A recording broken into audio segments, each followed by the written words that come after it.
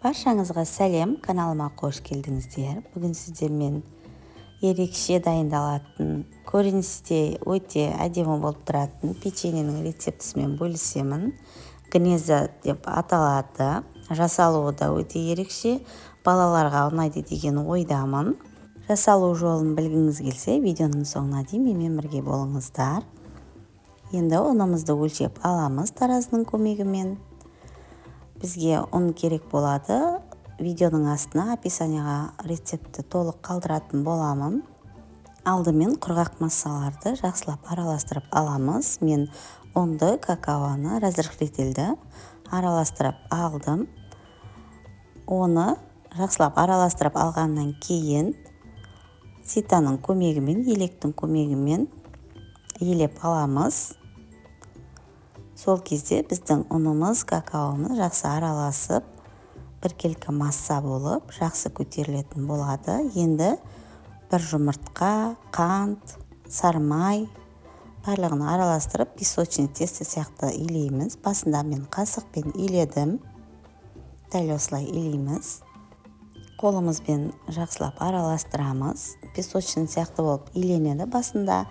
Кейін мен 100 граммдай сүт құйдым.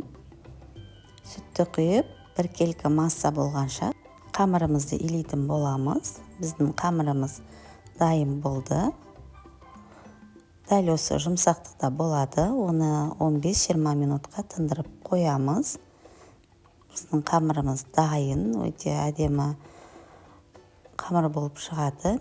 Енді қамырымызды дәл осындай сарымсақ шығаратын мен шығарып аламыз. Сіздердікі жақсы болса, өте әдемі шығады деп ойлаймын. Менікінде дұрыс шықпады, шыны керек.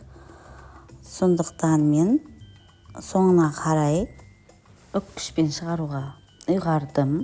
Үккішпен өте жақсы, тез әрі жылдам болды. Дәл осылай жасап алдым. Ұяшықтың көлемін беру үшін дәл осылай шет-шетін жинап, өте әдемі ұяшық жасаймыз. Маған үккішпен шығарған ұнады өзіме. Сондықтан үккішпен барлығын жасап алдым. Енді осындай қақпақпен ортасын ойып, дәл осылай пісіріп аламыз. 180 градуста 20 минут, 25 минуттай пісіріп аламыз. Біздің печеньелеріміз дайын болды. Енді оны әсемдейміз. Менде M&M's болды. Балалар үшін өте қызық болғандықтан M&M's пайдаландым мен.